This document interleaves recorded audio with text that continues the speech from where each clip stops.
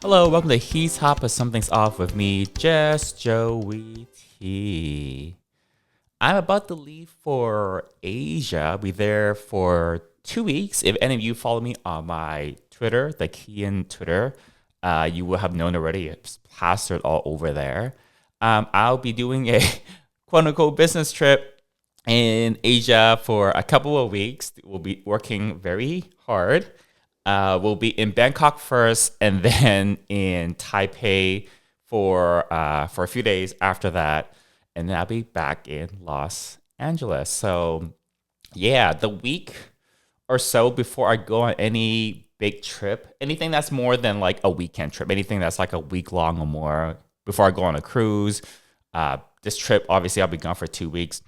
It's a lot of extra work because this podcast, for example, I don't think I can record the podcast episodes while I'm on the road. Maybe that will happen, but my plan right now is David Lamb is staying with me right now. He's at the gym, but I'm gonna have him record a couple of episodes with me, and we'll talk about various things. And that might be what you end up hearing the upcoming 2 weeks for this podcast, the weeks that I'm in Asia. And then once I come back, I'll record some fresh. I'm sure I'll have some stories from Asia for all y'all. Yeah, so content I'm supposed to be posting for this podcast, for other platforms where I'm supposed to be posting regularly, I got to get all of that ready beforehand. So for OnlyFans, for example, I guarantee 2 new videos every week. So I'm just making sure all those videos are ready to go. I'm preparing basically 3 weeks worth of content.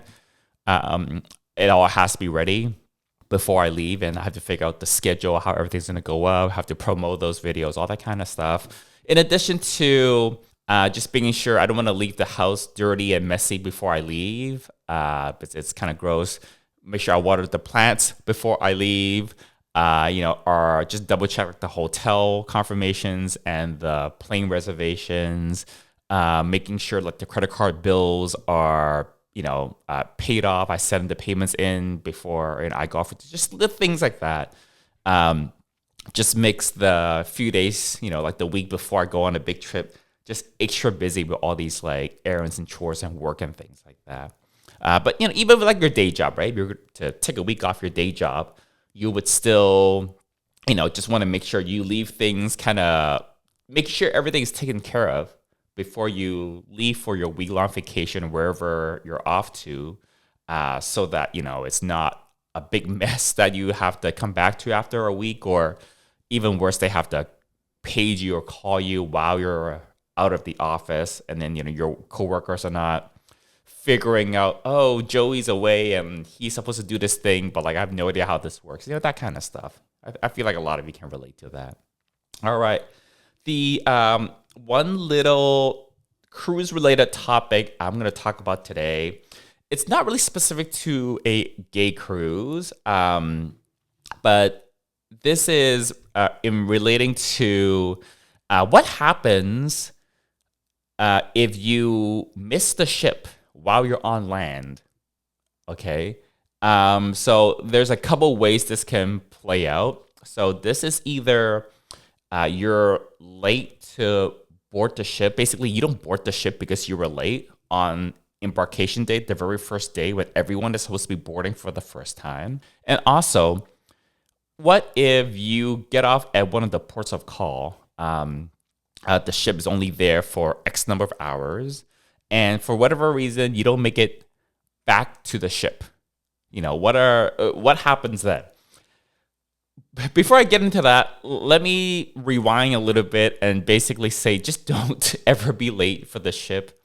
When you miss your flight, have you ever been on a flight and everyone's boarded, but they haven't closed the doors on the aircraft for a little while for some reason?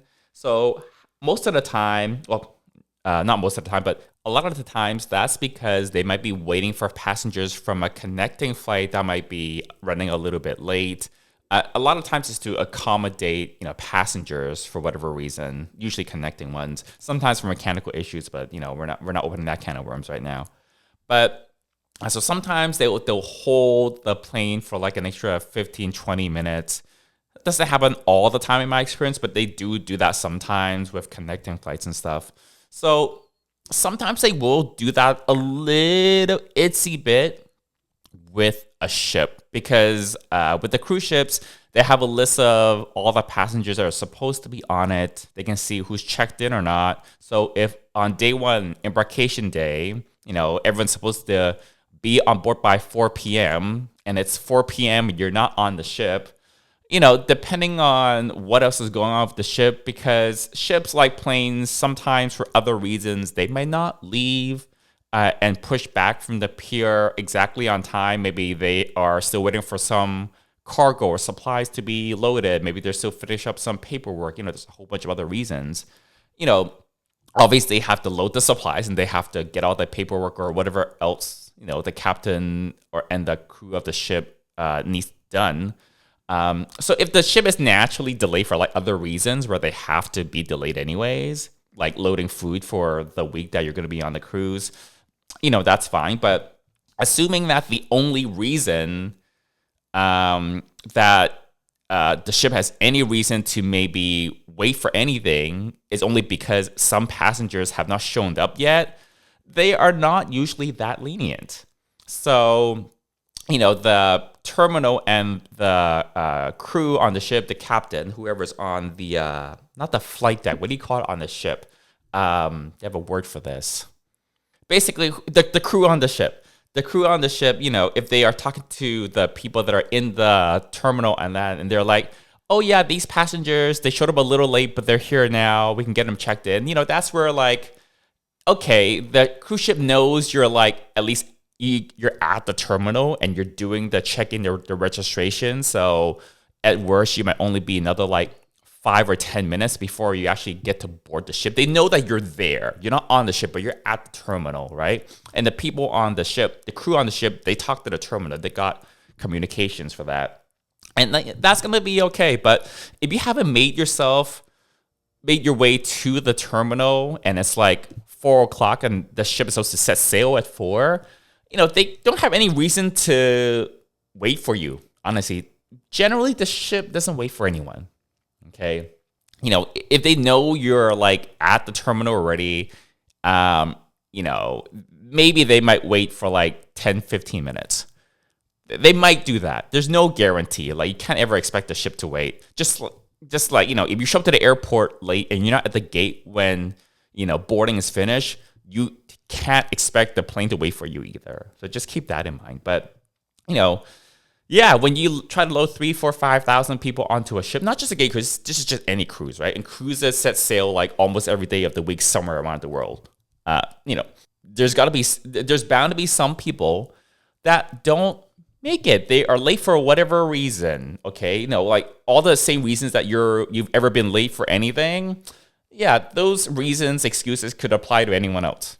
Okay, so yeah, but the cruise ship doesn't really wait. With few exceptions, they don't really wait for passengers. So that's the only expectation that you can really have going into the cruise. So, obviously the best advice is just know exactly when you're supposed to be at the terminal by. I give this advice a lot for people who are flying into a city to take a cruise. Maybe the cruise is setting sail from Miami in Florida, for example, and you don't live in Florida, so you have to fly into Miami. I always recommend you fly in the night before, okay? I live in Los Angeles. I've taken lots of cruises that go out of Florida, and I will fly into Florida the night before I'm supposed to board the cruise. I'll just grab a quick night at a hotel somewhere near-ish to where the port is, because traffic can be unpredictable for an area that you don't usually go to, right? If you're local somewhere, you know what the traffic is like, but if you're not familiar at all with Miami, you don't want to just pick a random airport somewhere. Sorry, you don't want to pick a random hotel somewhere and then find out later that, it's going to take you an hour and a half, or with traffic and everything, to get from the hotel to the terminal, and that's why you were late, because there was traffic and you picked something that was like 50 miles away, whatever it is, right? So I always recommend flying the night before if you're not local to that area, and try to stay at somewhere that's not super far away from where the terminal is. Google Maps, Apple Maps, just map out where the terminal is, and then just based on that, make sure you don't pick a hotel that's super, super far away. That's my general advice. The only exception to that is if, in this Miami example, is obviously if you're local to Miami and you're just going to take an Uber, you're just going to drive there, and you're local, so you are familiar with what the area is like, what traffic is like, and how long it takes to get places and where things are. You're a local, you're fine. You can figure out what to do. If you're doing a very short flight, I think that's where the exception kind of kicks in. If you live in a different part of Florida, okay, or you live so close that the flight is only like a 30-minute flight or like a 1-hour flight away, and they do like 20 flights a day between where you are and Miami, so that if you miss one flight or something happens with the flight that you're booked on and they have you bump you to the next flight out to Miami, you're only delayed maybe like 1-2 hours max, because they do so many flights between where you live and Miami. They do 20 flights a day, 50 flights a day, and it's a short flight, 45-minute commuter plane. Okay, that's where I can say, okay, you live so close and the flight is so short and they have so many flights going to Miami from where you are that, the risk of you missing the flight, if you just get up early the morning that you're supposed to get onto the ship, you take let's say you take a 9 a.m. flight that's supposed to get there at 10. Oh, that flight got canceled or something happened that flight. They bumped you to like the 12 o'clock flight. That's 2 hours later. You get there at 1 p.m. You can still make it to the cruise at 4. Okay? So that's kind of like the minor exception. So yeah, just don't be late for the ship. Sometimes, depending on the cruise line, there is occasionally an option where, okay, you weren't able to get on the ship for whatever reason on day one, on embarkation day. You could travel to the first port of call, the first stop that the ship is supposed to make on its itinerary, and then get on the ship there. Now, that is not always possible, so don't bank on that. But if you do miss the getting on the ship on day one, and it's like gone, you'll probably already made it to the terminal in like a big rush. So just work with the staff at the terminal, at the cruise terminal, and just ask them if that's an option. Again, it's not always an option. Don't bank on it, but you've probably been trying to hurry your way to the terminal, and then you might have even seen the cruise ship you're supposed to be on push back or have sailed away. You're there anyways. Just ask the staff, be like, hey, I'm late. Like, is there any way I can get a ship? Can I fly to the first port of call and then get onto the ship there? Sometimes it's a yes, sometimes it's a no. But that's an option that's sometimes available to you. Okay. Now, let's say you are on the cruise, you got on day one fine, and in one of the ports of call, one of the stops that the ship makes, you get off, you're doing an excursion, you're doing something, you're having fun. Again, for whatever reason it is, you don't make it back onto the ship on time. The most common reason I think that I see people have trouble making it back to the ship on time during at a port is because they are not on the ship time. They're on the local time where the port is. You're stopped in Italy, you're on Milan time. You're in Milan, okay, as an example. But the ship is not on Milan time, okay? The ship might be, the ship doesn't always change its clocks according to whatever time zone it's sailing in or stopped at, okay? That's kind of a confusing thing, I admit, but usually they do adjust the times according to which time zones they're sailing through. That's not always the case. So when that's not the case and the local time on land where the ship is docked versus the time on board the ship is different, that's where it sometimes catches people out, understandably. So times when I'm seeing people, either they miss the ship not getting back on or almost miss it, is because yeah, like the ship time did not match the time on land, and they were not aware of this. Okay, so my general advice is usually the ship operates on ship time. So if you stop at a port somewhere and everything on the ship, all the announcements, all the newsletters, all the staff on the ship, the crew, is telling you you need to be back on the ship by 7 p.m. They mean 7 p.m. according to the ship time 7 p.m., not whatever time it is locally on land where the ship is stopped, if that happens to be a different time on land. Okay, ships run on ship time. Basically, that's how it works. The other reason sometimes I see people, they just lose track of time. They're just not, they don't have their watch or their phone, the clock on their phone set to the proper time. And I've talked about this in some previous videos and some of my articles on my website where, phones generally rely on a cellular signal, having bars, to know what the accurate time it is. In normal everyday life, when you're on land, you always have bars, you always have GPS. The phone knows exactly what time it is because of those things, okay?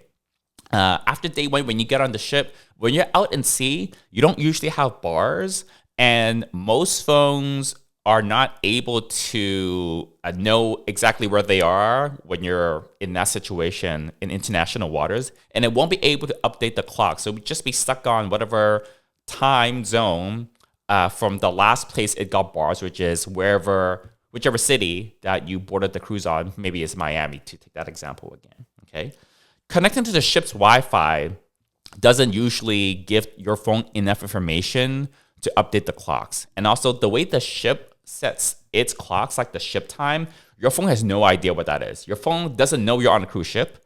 Your phone does not interface with any of the clocks that are on the ship. Your phone has no way to know what ship time is to update its own clock. Neither does your watch, if it's a smartwatch or just like a regular watch where you have to set the time. So the other reason I see people either miss coming back to the ship or almost miss is because they're looking at the clock on their phone or the clock on their watch, and that's not on ship time for whatever reason, okay?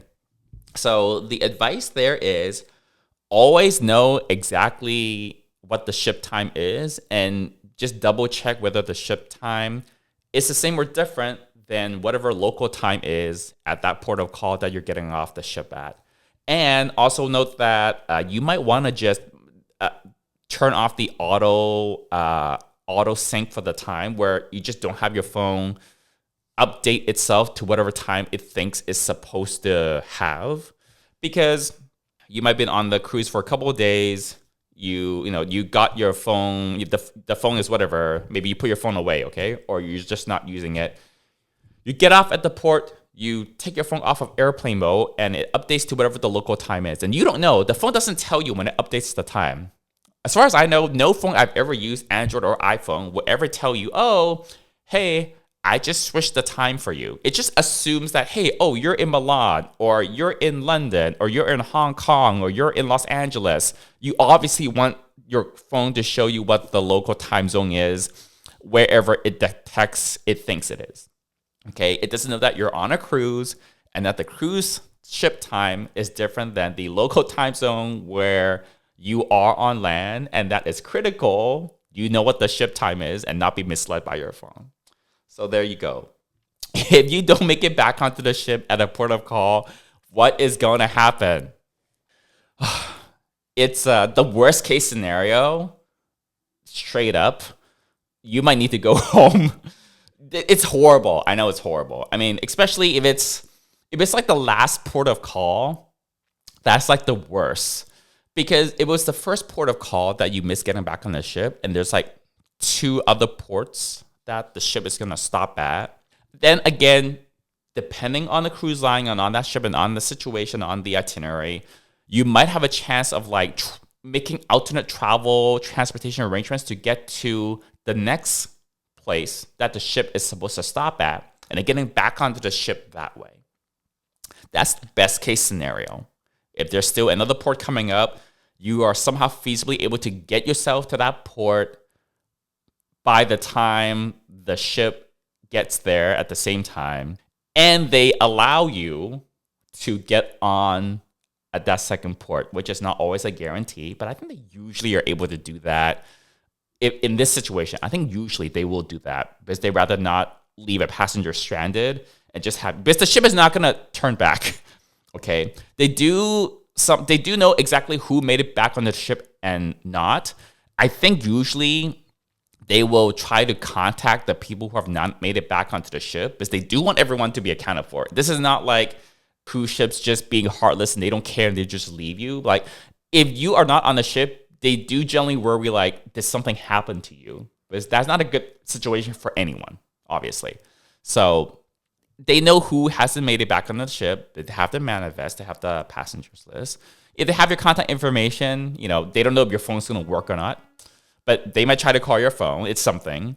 They try to reach out to you, right? They might hold the ship. I've seen them hold ships for like, I don't know, a little bit of time, 20, 30 minutes. A couple of times I've seen them hold it for even longer. But I think that was because they got some sort of news that like the people are trying to make it back, maybe through like a friend of a friend or something like that they are trying to make it back, but they're having troubles or whatever. But that, again, you shouldn't expect a ship to just wait for you, if definitely. But the worst case scenario is, if it's the last port of call, and the next stop the ship is going to make is back in Miami or wherever the cruise is supposed to end, okay? And it usually takes a couple of days to do that. At least one, usually 2 sea days at the end of the cruise, depending on where you are. And that's where you don't get back onto the ship. Yeah, you're just going to have to fly home somehow. You're going to have to get yourself back home. And that's like the most difficult. I think that's like that might be like the worst case scenario is you just have to get back home. And then that's how you end your vacation. That's like a bit of a bummer. You can get back into the ship at the next port. At least you're continuing the vacation. But like to end your vacation by missing getting back onto the ship at the last port. And then you have to finagle some way to get home. And then you obviously have to get your belongings off of the cruise ship somehow when you get back. Yeah, so here's the advice. They make a lot of announcements, and it's always in in the newsletter every single day. It's also on like the mobile apps that all the cruise companies have. There's multiple ways. You can go to guest services. You can go to the shore excursions desk. You can ask any of the crew members on the ship.